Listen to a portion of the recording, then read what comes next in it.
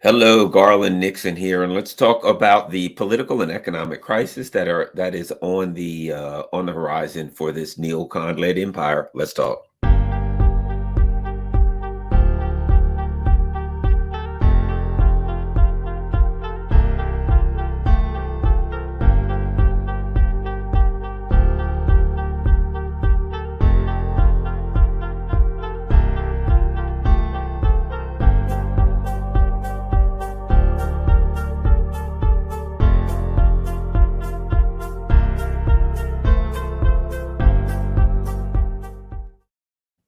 Hello, Garland Nixon here, and we're going to talk about you know the the what I would consider the near future. And what I mean in the near future, I mean the next 5 years. If we talk about politics, there's a couple of ways to look at it. One is that um, the, for instance, if there's 6 months to an election, in politics, 6 months is an eternity, a long time. However, if you talk about the destiny of an empire, if you talk about the lifespan, the course of an empire's peak to its demise, 5 years is a matter of seconds. Empires have lasted for thousands of years. In this instance, the U.S. empire, it looks like, it's got about 30, right? We got about somewhere around 30, 35 years. I would argue that the significant decline of the U.S. empire started somewhere. Well, actually, it started in 2000 and with the invasion of Iraq. But the more noticeable elements that could be, I think, quantified as the end of the U.S. empire I would personally start it when the Russians went to Syria at the behest of the Syrian government to thwart the U.S. empire's move to take out the Syrian government and replace it. Unfortunately, at that point, they were going to replace it with ISIS. So at any rate, but let's talk about, I guess, depending on how we'll talk about it, depending if we're talking about economically or talking about it politically, we'll talk about it differently. Let's start with economically, with the economics of this situation.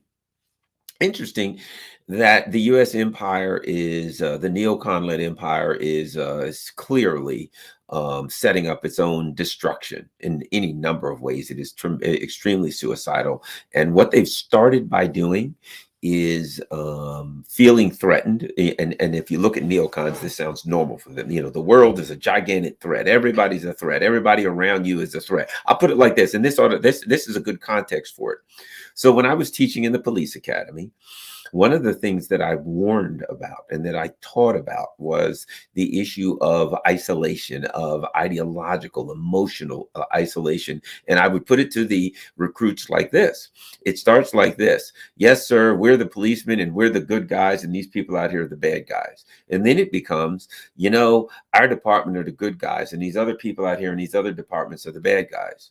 And then it becomes, well, my shift, we're the good guys, and these other shifts are the bad guys. I don't trust these people in the other shifts. And finally, it ends up, I'm the good guy, or it becomes me and my partner are the good guys, and other people on my shifts, I don't necessarily trust them, until it eventually gets to, I'm a good guy and I ain't so sure about my partner. Your world gets smaller and smaller. It is a lack of trust. It is a lack of caring and empathy, and it is a fear-based and shame-based reality. And in the same way, this is the way the neocons live. So the neocons will argue, rather than say this is a world of opportunity, we live on a beautiful planet with lots of people and all animals and all kinds of rich and resources. And so there's ample opportunity for everyone on this planet to live a healthy way and to live a comfortable and happy life. The neocons' perspective is, this is a dangerous place and everybody's out to get you, and you got to fight and destroy your enemies. And if you don't maintain the power, then somebody else will. And if you don't maintain power and take everything and dominate everything else, then somebody else is going to do it. And then when they do it, you'll be on the bottom. So that's the neocons' perspective. Well, unfortunately, that works outside. Look, remember what I said originally.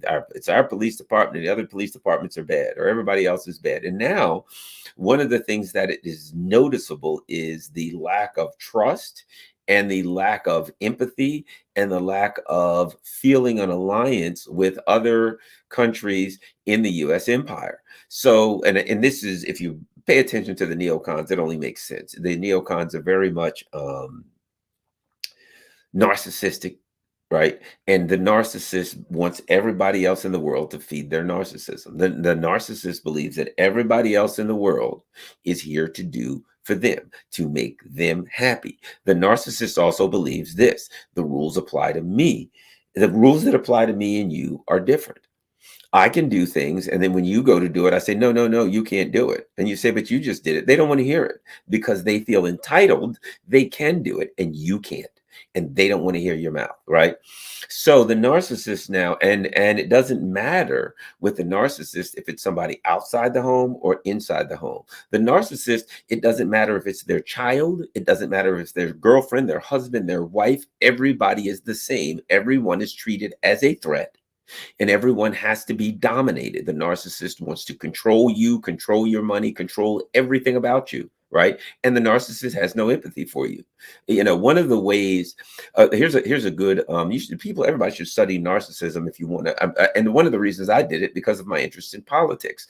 And the more I study an empire, the more I understand that the nature of empire is narcissism and sociopathy, right?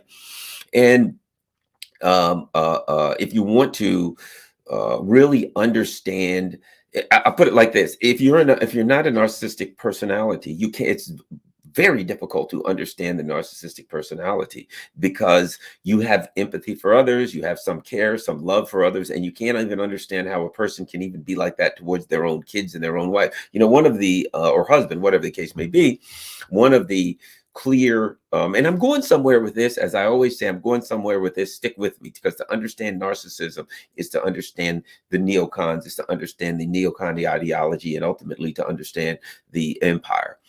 So I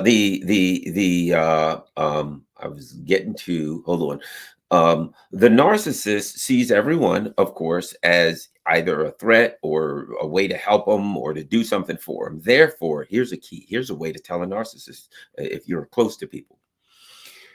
If you get sick, your loved ones tend to say, can I help you? Oh, isn't that, man, you're feeling bad? Here, let me run to the store, right?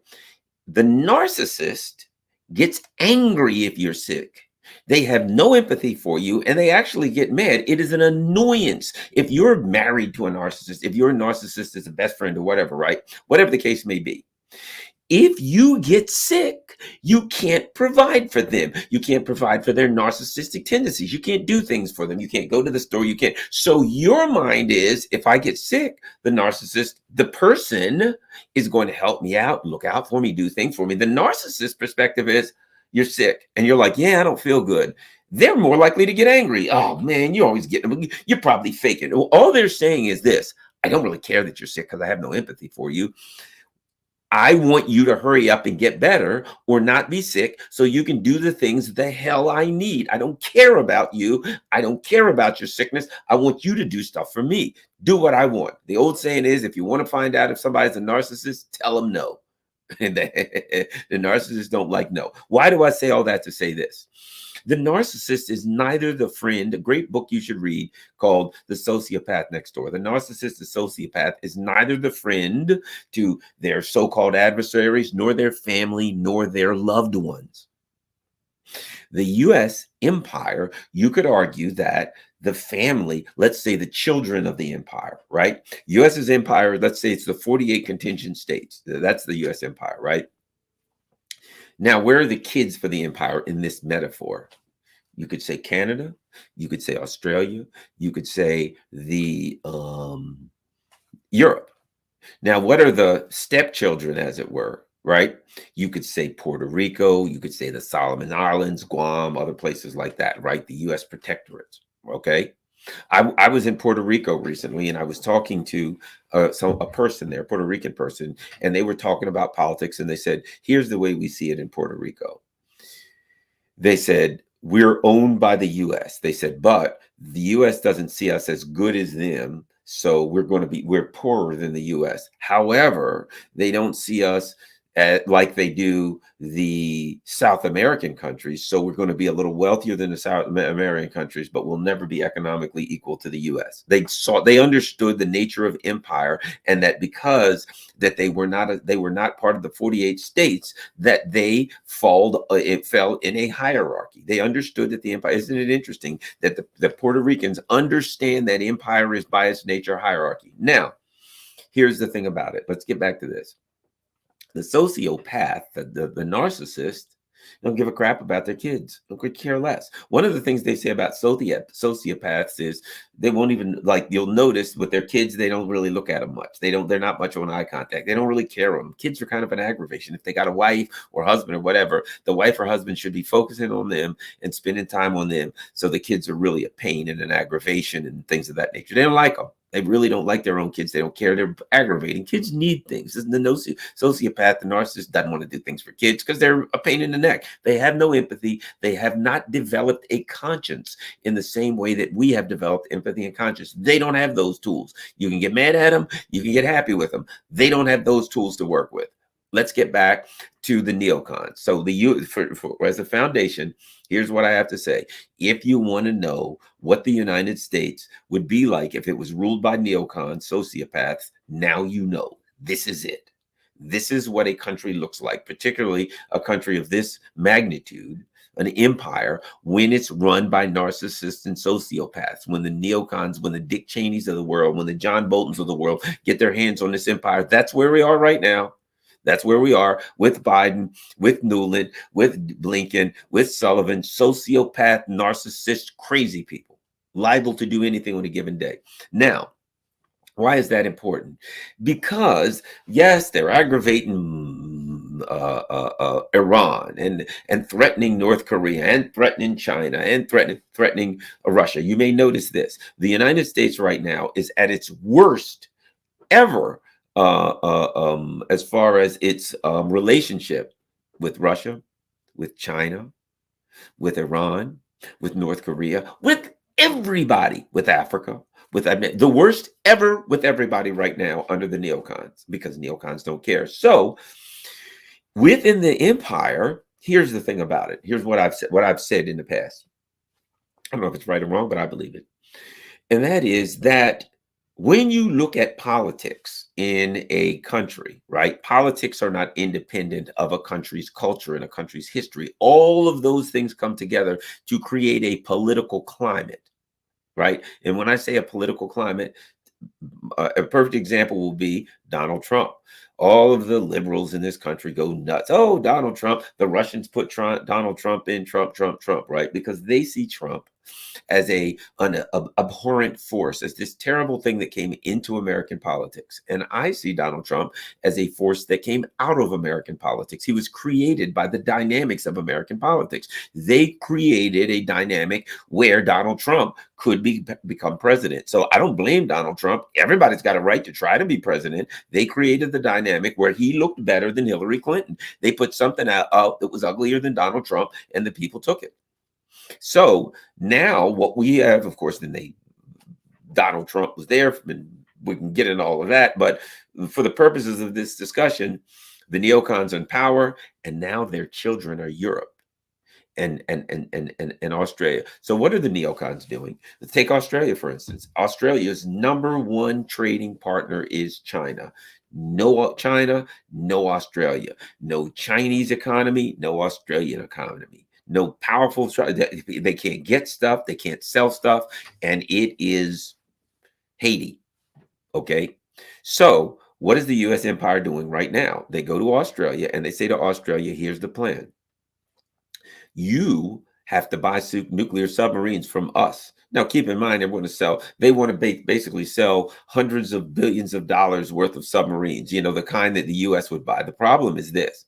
Australia has what, 30, 40 million people, 25 million, I don't know, less than California, less than a single state in the United States. It doesn't have that many people. It doesn't have the kind of economy needed to spend that kind of money on its military budget. Might I add, for nuclear submarines to protect its shipping lines, from its number one trading partner. None of it makes any sense. And Australia knows it doesn't make any sense, but they also know that they don't have any what do you call it? They know that they don't have any independence and sovereignty to say no to their masters. So their masters say, you're going to spend all your money and be broke. And they say, okay, oh, by the way, we want you to start disrupting your economy right now by disrupting your trade with China. Sure, no problem. Oh, and by the way, if we go to war with China, you'll probably die and nuked and all of you are dead. If you don't get nuked, which you probably will, your economy will be wiped out. There'll be starvation. It will be a disaster. It will wipe out Australia as a modern society. If there's a war between the United States and China, your continent will be economically wiped out as a modern society. Do you understand that? And the Australian leadership is like, sure, yeah, what else do you want us to do, boss? Now,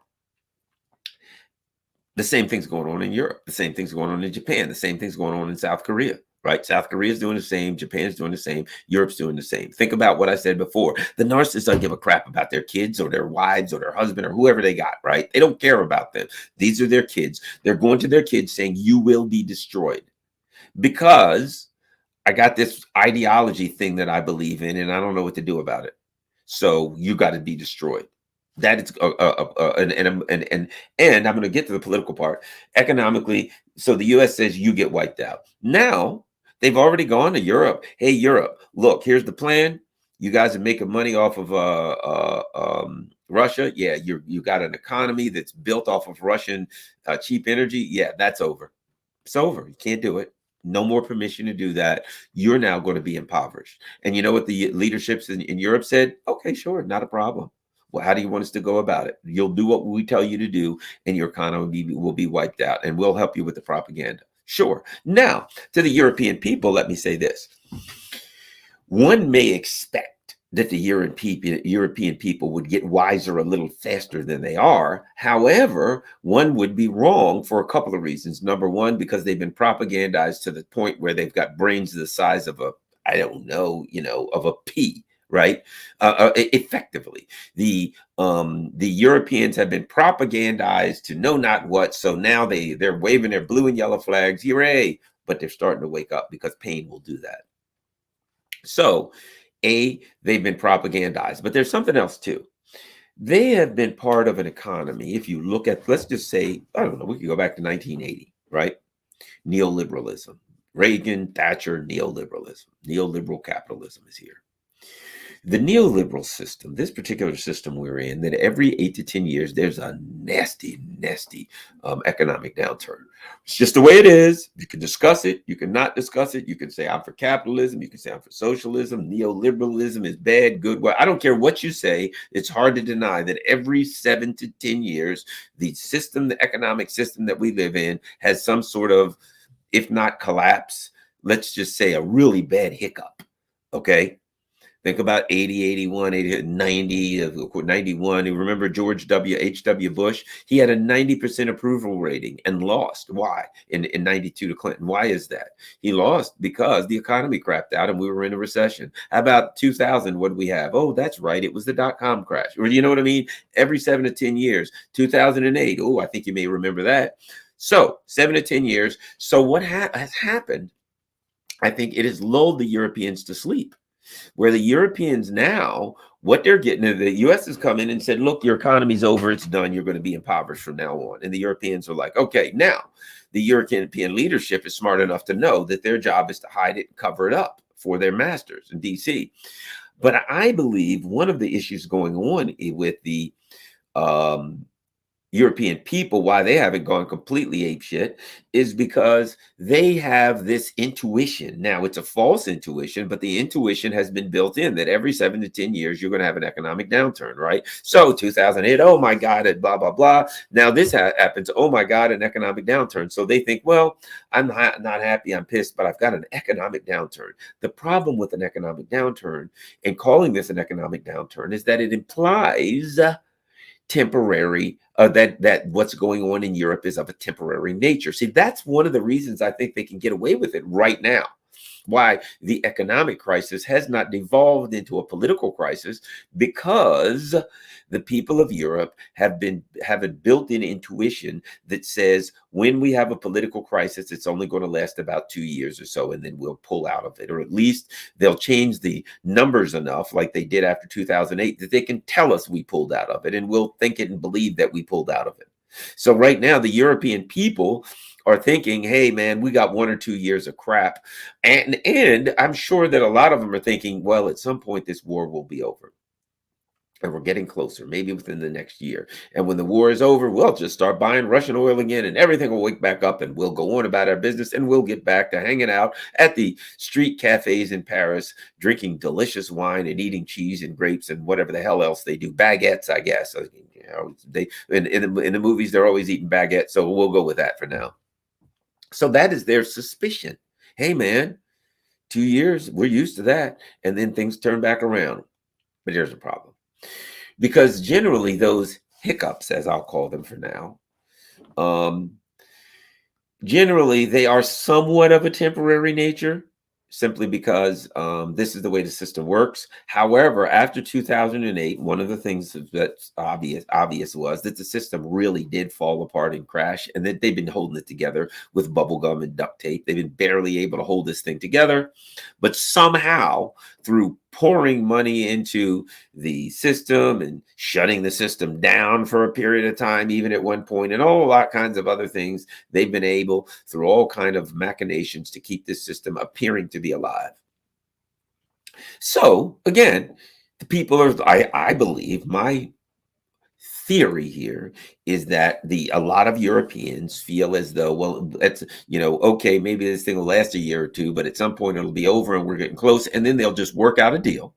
And at that point, we'll go back to getting cheap Russian energy, and the sanctions will be gone, and we'll live a great dandy life again. A couple of problems. Problem one, and that is the neocons haven't planned for this to be of a temporary nature. Their plan all along was to get you off of cheap Russian energy and keep you off of it. You see, unfortunately, in the same way that the narcissist looks at his own child or her own child, as competition for, let's say it's a him and they got a child. The child is competition. I want my wife to give me attention. I want her to give me things. I want her to cook for me. I want her to do all kinds of stuff for me because I'm a selfish bastard. And this child is competition. And I want this competition out of the way. There's narcissists that have killed their own children simply because they were and sociopaths because they were in the way. Oh, poor little Johnny fell off the pier and drowned. Oh well, honey, can you go get me could you grill me a steak right now? And I'll call the police. Maybe they can find the body. I mean, that's their mentality. They got to fake it, but that's their mentality, right? So the neocons looked at Europe, their children. Hey, man, this is competition. John Bolton put it in his book. In John Bolton's book, he said after basically China, the EU was the big competition. They looked at them as a threat. So guess what they're doing? What do you do with a threat? You neutralize the threat. So one of the things that's happening is Europe, thinking that they're part of the U.S. empire, and because they are part of the U.S. empire, they come under the economic, political, and military protection, because the child of a narcissist looks at their dad and says, dad's going to look out for me, feed me, take care of me, protect me. Your dad's a narcissist. He might kill you. He could care less about you. He hates you. You are a problem to him. That's how the narcissistic, that's how the sociopath, at least. I don't know about the narcissist completely, but that's damn sure how the sociopath sees things, right? So the Europeans are like, yes, sir, the U.S., Biden and those people, they're going to look out for us because we are their political children. We are the colonies of the empire. They're going to take care of us. No, they see you as a threat, and you know what they're going to do to threats? They're going to neutralize it. And now they've already said, well, once this is over, we ain't lifting the sanctions, right? Because they want to take Russia out. But it's not that they just want to take Russia out. Even when it becomes blatantly obvious, which it already has, that this is not going to take Russia out, bad news. At least it takes Europe out. So their position is, well, we got three people we want to take out: Russia, China, and Europe. Yeah, we got one for three. Let's go move from here. So the problem is the kid thinks that dad is on his side and dad is a sociopath and dad is likely to kill him as he is to give him a hamburger. The problem is they think that Biden and Newland, look, you remember Newland? What is she infamous for? She's infamous for saying F the EU. Remember that? She was talking to Jeffrey Pyatt about overthrowing the government in Ukraine, and she said, we're going to do this. And Pyatt said, well, the people in the EU ain't going to like it. And she got animated. F the EU. What are you talking about? What, the EU ain't going to like it? They have no say, and I can't stand them.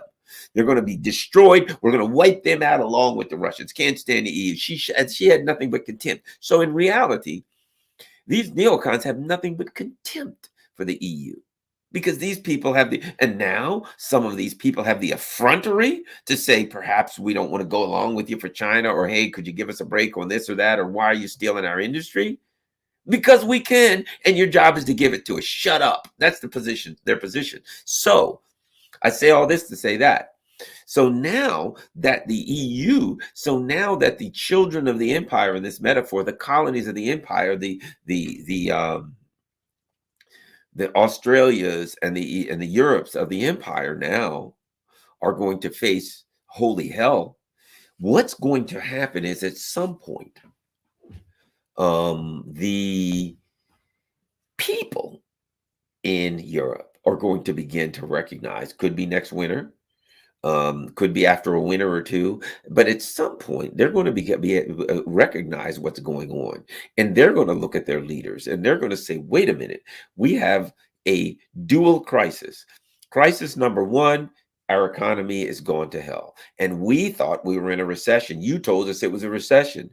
But if we are permanently going to be deprived of cheap Russian energy, then it ain't a recession. It's a way of life.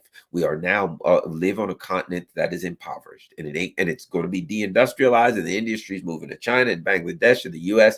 We have been screwed bad, and they may look at their political leaders and say, "What are you going to do about it?" But to me, what is more likely is they're going to realize that the second part of that dual crisis is, we do not have political representation that advocates on our behalf, right? That's it. We have, the U.S. empire, the neocons, have political representation that advocates on their behalf, and we're just the poor suckers that got to eat it. We're just the ones that got to bite the dust. So now you're a European citizen, and somehow you wake up one day and you realize that the ruling elite of your society represent the U.S. empire against you. They are advocating for someone who does not have your best interest in mind, to say the least, who views you as a threat and a problem that must be neutralized. And the way that neutralizes you is to impoverish you and bring you under their control. And let me add this. If you're Germany, think about this.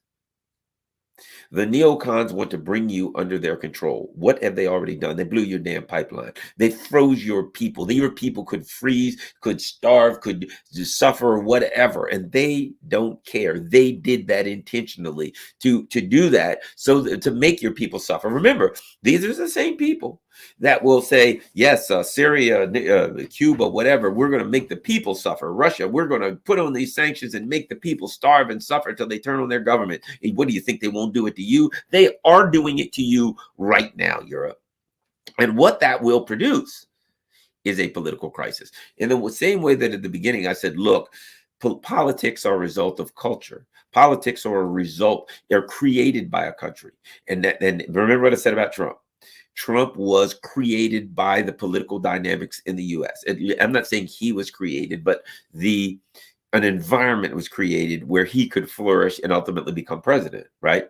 That being said, the same thing is bound to happen when the people of Europe, after all of this talk from the neocons about standing up for independence and sovereignty and democracy, when the people of Europe realize that they're 0 for 3, that they have hit the trifecta, they don't have independence, they don't have sovereignty, they don't even have representation, forget 3, they don't have nothing.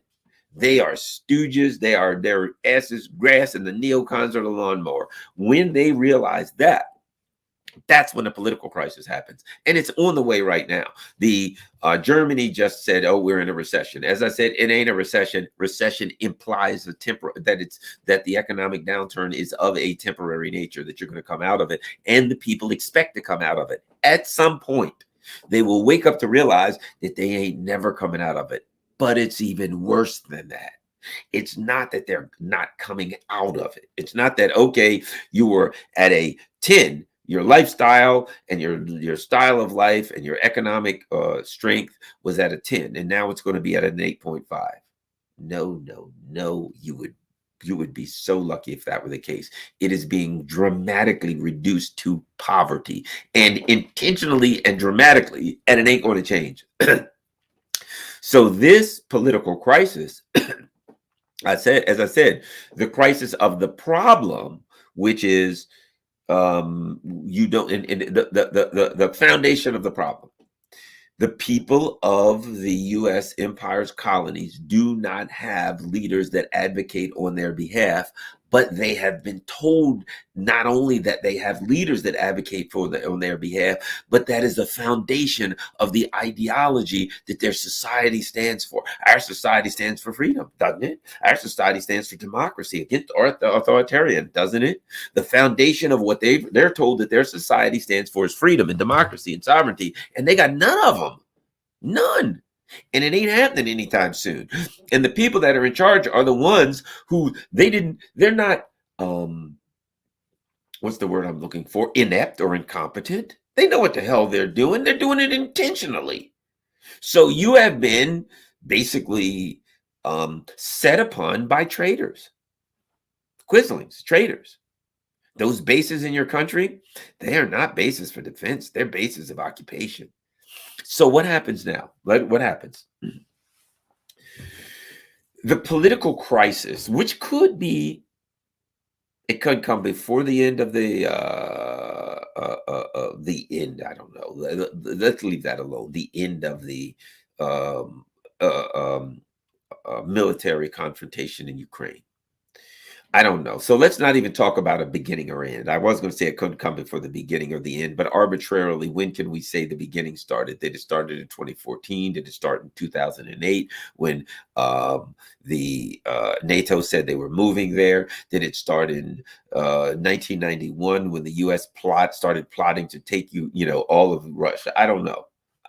So let's not start a beginning or an end as far as the confrontation and arbitrarily assign a date to that. Let's say this, that as the confrontation transitions from the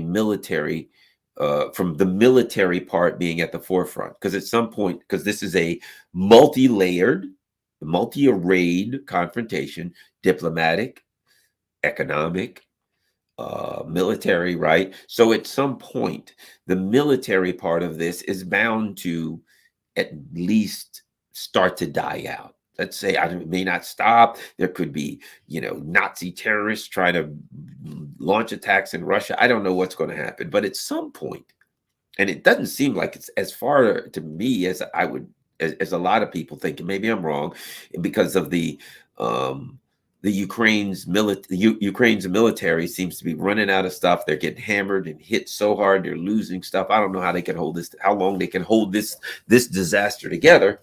But at some point, there will be a push for some kind of an end to hostilities. But here's the problem. The political, diplomatic, and economic war, I think, rages even louder, even greater at that point. The U.S. then becomes more desperate because they'll say, man, we lost the military confrontation, but we got to win the diplomatic and economic confrontation. So now they will focus more on that, right? And they will try to expand that. Not good news for you, Europe. So what happens, I think, at that point, we get to a point where rather than the expectation of the Europeans being met that, okay, now that the military confrontation is over, this thing's over and we can start to do away with some of these sanctions. And again, any kind of a deal with the Russians is going to have to mean sanctions, dramatic sanctions relief, and the Russians are going to be in a position to demand that. They're going to be in a position to say, "Look, we're winning, so you're going to have to. We ain't meeting you halfway. You're going to have to meet us 90% of the way." And first of all, these sanctions got to go, and therein all becomes a political crisis, because when the Russians say the sanctions got to go, the U.S. empire said, "Never, we'll never, ever, ever drop a single sanction," and the Europeans are going to be saying, "Hey, man, we're having trouble getting a few things." And it'd be nice if we could get some sunflower seed oil again. And let's start talking to the Russians about dropping sanctions. And the U.S. empire says, no, in fact, we need more sanctions. And if Europe's like, yeah, but we'll be hurt, and the empire will be like, oh, yeah, sure, whatever. Like, we care. Let's talk about these more sanctions so we can hurt the Russians and you guys and make sure you're starving and broken down and all what's left of your industry is moving to the U.S. That's when the political crisis, I think, really starts to grow and expand exponentially in Europe. There's already some places where it's starting to manifest, right? But I think you're going to start to see a problem. I read something the other day, within the last 2 days, where Olaf Scholz went to some Green Party, whatever the hell, doesn't matter. They're all the same party. But he went to some event and people were yelling warmonger and he was getting heckled. Beginning of a political crisis. And I think what you're going to see, the problem is this. Here's where the political crisis really, really, really starts to go crazy, really starts to expand. At a point where the Europeans expect some kind of relief. Hey, guess what? They're winding down the military confrontation. They're looking for deals. At that point, the Europeans will think to themselves, hey, well, I guess now we can get back to normal. And it ain't happening. And at some point, they'll realize, holy crap, this is our lives. This is our future. This ain't changing. And we're on a downward trend. It's not like it's going to flatten out.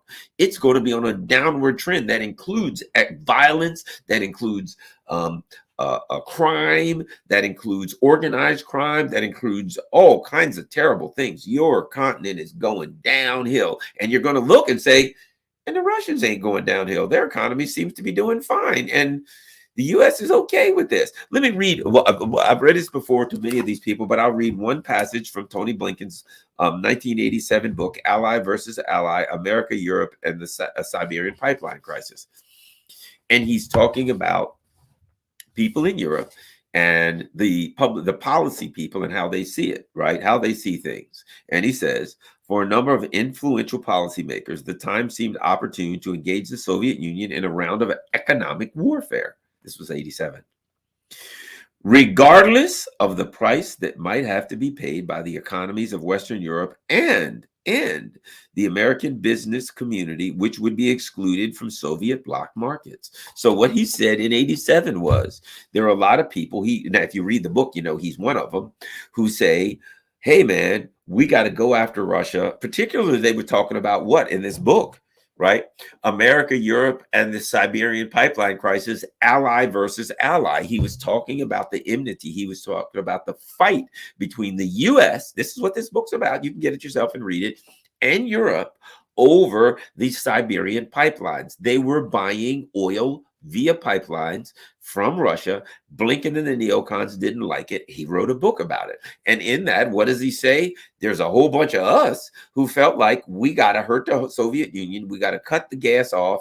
We got to cut the fuel off. We got to cut the energy off going from the Soviet Union to Europe, regardless of the economic cost to Europe and America, who will be cut off from the natural resources of the Soviet Union. He said it right then. That's what they're doing it right now. And though that group of people who believes that is in power, it is, we don't care how it hurts the U.S., the vassals, the colonies. Now, if you read the last part of it, he said, or the American business community, if they don't give a damn what it does to U.S. economy, you know they don't give a crap of what it does to the European economy. Again, I think a time comes. We're going to hit a time where people in Europe start saying we have an expectation that at minimal, this disastrous economic plight that we find ourselves in will at least level out. It's still going down. It hasn't hit bottom yet. Why hasn't it hit bottom? We have to hit bottom to turn back up. This is not good. And so things are, at some point they'll wake up and they'll see the second half of the dual crisis. The second half is they do not have leaders who are either willing or capable of doing anything to mitigate that disaster. That in fact, their leaders are part of the problem, and their job is to enforce this economic disaster on them. Now, at that point, that's why I said I'm putting 5 years out. Could it be in the next 6 months? Could it be in the next year, 2 years, 3 years? But I'm giving a 5-year block. That's when the political crisis expands dramatically and could turn violent. Because at that point, what happens? As what's his name, Baldwin, who said the worst thing the worst thing that a country can create is a man who has nothing left to lose. The European ruling class, at the behest of the Newlands and the horrific blood sucking people that run the U.S. are creating a whole continent of people who have nothing left to lose. And at that point, I think they're going to move. How they're going to move, I don't know. There could be some sort of revolution. There could be a lot of violence. There could be death. There could be internal civil wars. There could be, guillotines. I don't know. But think about this. People are just starting to get a grasp of the reality that in this day and age, an empire could actually fall. People are just starting to wake up to realize that the U.S. is an empire, but also that, man, like Rome and the Ottoman Empire or the Mongolian Empire, on and on and on, they're falling. So the U.S. is falling. If the fact is this, empires fell thousands of years. They were born and there were revolutions. So the French Revolution happened, right? We don't think those things can happen again, but they can. The violence, man, when people realize, I know and you know what the hell's going on in Europe, but most of the Europeans running around with a freaking blue and yellow flag screaming, yet God bless Zelensky, right? When the time comes that they realize that they've been had, they ain't gonna be happy. And you will look at a political crisis. And what do they have? They have, such as Europe. Europe is like the US. What has the US done? The U.S. has created heads we win, tails you lose. You can get the Democrats and the Republicans. Both of them are horrible. They just agreed to do what neoliberalism does best, right? They just agreed to a debt ceiling deal, which includes what? Which includes cutting money that goes to programs for the poor, education, science, health, all of that stuff gets cut. And more money, it gets increased the amount of money that's going to go to the military budget and to their cronies. That's what they did. So to say one of these parties is better than the other is a joke. They're the same. To say one of these parties is not the other party is a joke. So let's move on. There's some things around the edge, but when it comes to the issue of empire, they're the same. So they've done the same. The empire has cloned itself. Come on. Keir Starmer is so much different than Rishi Sunak. Why you get up? No, you won't. And then what do you have? So what you have is just some parties around the edges in Germany, some parties around the edges, right? That are different. So there could need to be new parties. These parties could be completely jacked up and overhauled because people just start throwing people in these parties out that they start losing to new and more radical people. But I do believe that when the people wake up to realize the circumstance they're in, there will be a massive political crisis, which will include, let's not forget, one of the things that Vladimir Putin said very, very early in one of his speeches was he spoke about the ruling elite in Europe, and he said at some point in the speech, he said, there will be a new, and I'm paraphrasing, there will be a new ruling elite class. I think he saw that. There will be a new class of leaders, of rulers, whether they'll be elite, whether they'll be people who were former teachers and former workers. I don't know what it's going to be, but there will be a new class. The class of leaders in the EU, they're going to get wiped out. Be it physically wiped out, that's a possibility. Be it politically wiped out, sent packing, and they end up all on the outskirts of Miami in gated neighborhoods or wherever the hell, that's possible. But this political crisis is going to be massive. And as I said, to me, the political crisis comes when, at the time, right now, that the people lose hope. Lose hope means I have an expectation. I have hope that this thing will turn around. I have hope that we'll start getting free Russian oil, that our economy will go on, that the factories will start going again, that industry will start going again, that all these good things, that I'll be able to buy things cheap again, and inflation that I have hope that all this. What happens when they come to the clear and obvious realization that they don't have hope? That no, those industries not coming back. Even more is leaving. No, your style of living is not going to improve. It's going down. You better learn to live. What happens when shanty towns start showing up? The things that you may see in Lagos, Nigeria, or someplace like that, that has been, robbed and abused by the colonial powers for the last several hundred years. What happens when what you see in the most impoverished, what used to be called third world countries, show up in Europe? It's already showing up here. We already got shanty towns here. We already got gigantic homeless encampments. Not a homeless person. We have homeless encampments in the U.S. If it's showing up here, you think it ain't going to show up there. Shanty towns on the outskirts of Paris, of London, and all in Germany, shanty towns, and you will not have the economic wherewithal, all of that stuff that you're used to, the free colleges and paying for free public transportation, all the kinds of things that you're used to in Europe. Not saying that everybody gets all of those, but you're used to some of these things. They're out of here. You're going to be poorer. You're going to be considerably more economically disadvantaged than you are now. And on top of that, the things that the government is able to do to alleviate, to mitigate your economic situation are all going to be gone because they ain't going to have no money for them.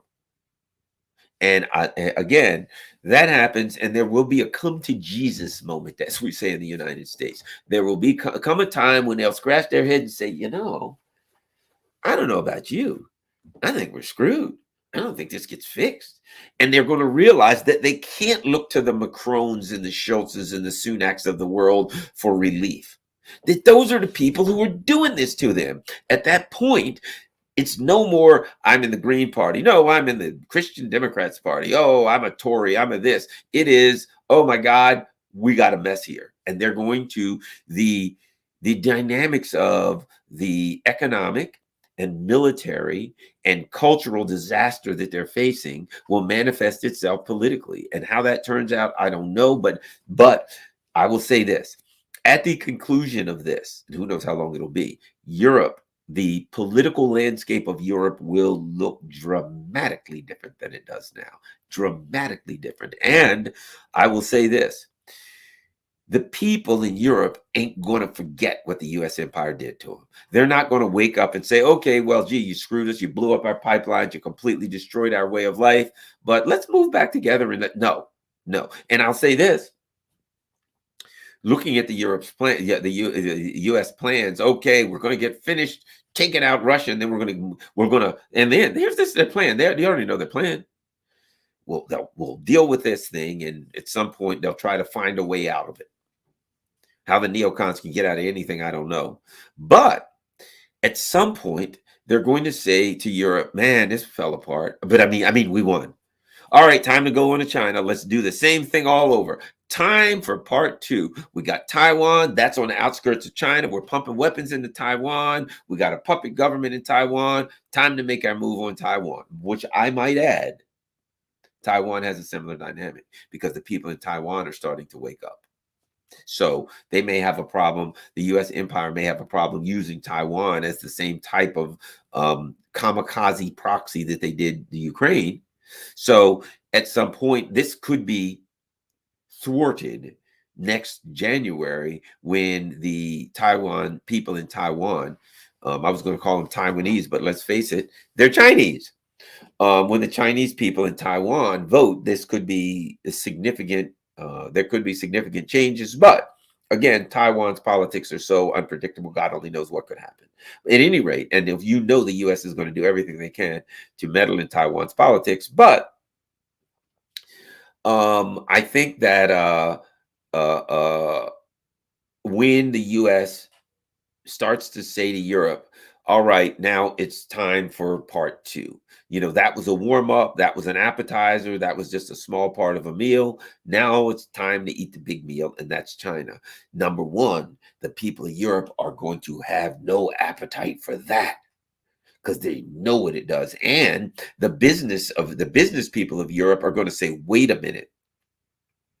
You already pretty much wiped us out. If we try to do the same thing with China, there's no hope. We can't lose that market. We can't lose those parts. We can't lose that stuff. And at that point, you now have some kind of a confrontation coming between and here's what you're going to have. Let's think of the three elements of the society, right? I'm doing five fingers. Three: the people, the business, the ruling elite class. By then, the people are going to be like, we're hurting and this ain't pretty and this doesn't feel good. We want something done about it. The business people are going to be like, you got to be kidding. You think it was suicide with Russia. Mercedes-Benz is going to say, and BMW, half of the vehicles we sell are in China. We can't afford to give up 50%. And we're building factories there. We're building things. We do business with China. We get no BMW, no Mercedes-Benz. It's over. You start a war with China. You drag us into a war with China. We go out of business, every one of them. No, thank you for that. So you're going to have the people saying, we don't want any parts of this. You're going to have the business saying, you got to give me a break. We can't do this again. And you're going to have that same ruling elite political class of traitors and quislings saying, oh, yeah, we'll do it. US, we're in for it. We're in. Let's go. So at that point, you're going to have a conflict. And interestingly enough, a conflict, I think, wherein the business class, the industry, and the people come together in some way, shape, or form to say this is not going to work because we can't take any more pain.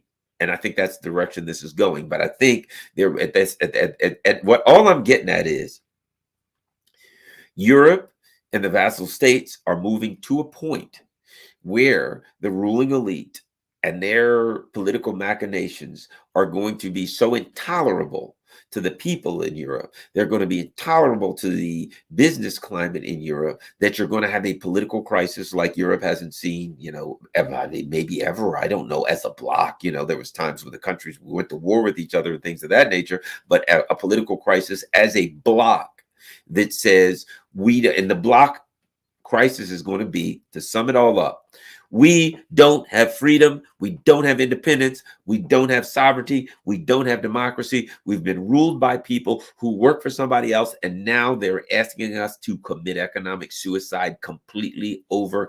And how do you get out of that crisis? Well, you're going to have to get other people in power. And you're going to have to, you're going to realize in Europe that we've got people who don't work for us. And what are we going to do about it? And then we will see. And as I said, something like that can turn kinetic. Something like that can turn violent. You can see people marching on the state house. You can see, violence towards the elite ruling class, particularly when people get really, really economically desperate. As they get more economically desperate, they're going to be pissed. And that could turn into violence. And let's look towards next winter as a very trying time. What we thought would happen this winter didn't, but I can't see how they make two winters without the first winter. Last winter, the Europe was able to fill up their gas storage with particularly Germany and other places, with Russian gas prior to cutting Russia off. And then they went through the winter, and lucky for them, it was nice and warm. So they didn't use up all of their storage. So they made it, right? This year, they can't fill them up. They can't fill them up, and they're paying exorbitant prices, and they can't fill them up. And I think going into next winter, you could have some kind of a energy crisis. And now you're starting to look at serious, maybe by the fall, you're probably looking at in Europe, some very, very serious rationing. And to ration things, who uses the most energy? These gigantic factories. So you have to shut down these factories. You have to shut them down at least certain days. And when you do that, the people that work there ain't getting paid, and everything else is going up. So it could be, look at the fall, look at the winter. And of course, the military conflict by then could be over, or it could be in total, complete crisis, disaster, collapse. So fall, winter of next year could be bad situation. But bottom line is, Economic crisis will beget a political crisis. So that's all I got to say for today. I am going to look through and see if I see super chats. All right. And we always have good questions. Ian Moore. Thanks a lot, Ian Moore. Here we go. Let's look at Richard Adams. Thank you. Crazy how much different Western Maryland is than coastal Maryland. Yes, it is. To all the truck drivers out there, don't drive west out of Maryland with a full load. Yeah. Oh my God. Are you kidding me? People don't understand this. Coastal Maryland is flat. You go to the Eastern Shore. I was over there today. It's flat, flat, flat, and it's beautiful wetlands and creeks and rivers. And then you come over to cross the Bay Bridge, and you start getting to some of coastal plain, but you get some little bit of bumps and hills and things like that, and eastern forests and stuff like that. And then you got Western Maryland in the freaking mountains. You're in the mountains, actual real mountains. So yes, it is interesting. All right, let's go. Thank you, Donald Smead. I said Sneed before, so Donald Subs. Good old Donald Smead. Thank you very much. All right, we're looking, I'm sure. Oh. Here we go. Nobody says, thanks for telling the truth, G, and have faith and no fear. All will be well. Man must change or die. There is no other course. The world teacher referenced Benjamin Cream, most profound cover up ever. Thank you very much. Nobody. I ain't got nobody. All right. Sabar Transportation says, these neocons have been abusing every country in the world via sanctions and the CIA. 90% of the world is waiting to dash on the ashes of the U.S. empire. Well, guess what? Since the United States only has 4% of the world's population, 96%. All right. But yeah, Europe the same. People are pissed in Europe too. GDP is correlated to energy use, hard less incoming. And remember, GDP is a Wall Street mechanism tool. So there are a lot of other ways to judge the economic power of a country, what it makes, what it can buy, what it produces, as opposed to just, that's good. If you can make a GDP, if you can make money by abusing and extracting money. Banks can make money by extracting money from the working class and then say that counts towards the GDP because it's profit. So the whole GDP thing, to be quite frank, is also a fraud in a lot of ways. Let's go next to, thank you, Chicka Boom Boom 2 says, Brother G, do you think BRICS would bring all nations with natural resources and bring in OPEC and OPEC plus, would that make BRICS powerful? Well, yeah, because OPEC and OPEC plus is already, look, when you're going to have Europe, you're going to have OPEC, it looks like Saudi Arabia and Russia, which are the two, that's the horsepower in OPEC plus. That's the horsepower in OPEC plus. So really, if both of those are in BRICS, then OPEC is in BRICS, because where Saudi Arabia and Russia goes, the rest of OPEC must follow. What do you think? The UAE is going to say, no, we're not going to do this to Saudi Arabia and Russia? Not happening. So you're right. They will make BRICS extremely powerful. And what happens when they come up with a financial tool? A great show, Garland, from Nat Turner. Thank you, Nat Turner.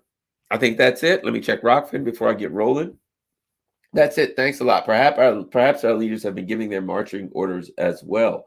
The head of the State Department, Blinken, and his father was best friends with Robert Maxwell, Ghislaine's dad.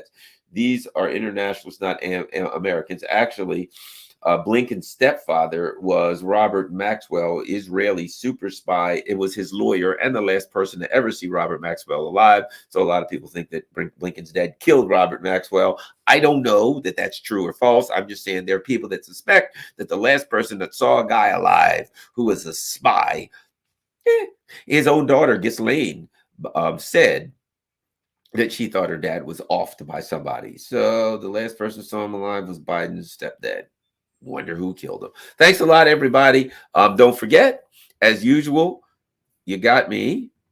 There's my Patreon information. If you can afford Patreon, to give $5, $10, $15 a month, 20, whatever you can, certainly appreciate it. Also, do not forget, buy me a coffee is great. The way it works is you can just do like $5. It'll say buy Garland a coffee for $5, and it'll say how many coffees you want to, blah, blah, blah, blah, blah, 1, 2, 3, 4, 5. And you can now do just like Patreon. You can now do buy me a coffee, and you can just say, hey, $5 a month. Buy Garland one coffee a month, and I want to be a monthly subscriber, 5, 10, 15, 20, whatever you want. So buymeacoffees.com. It's /Garland in with an H on it. Cash App, there, my information is there if you want to donate to the channel. Last but not least, rockfin.com. That's where my alternative channel, so that if I get thrown off YouTube, you can find me there. It's a free speech channel. I'm not getting thrown off there, and I'm not getting censored. And of course, there's no advertisement. So please, you can watch everything there. Go over there, become a member, no charge, if you can afford it. I would appreciate those who can support the Rockfin channel by becoming a subscriber. Again, you don't have to, it's free. But if you want to support the channel and you can afford to, it's $14.99 a month.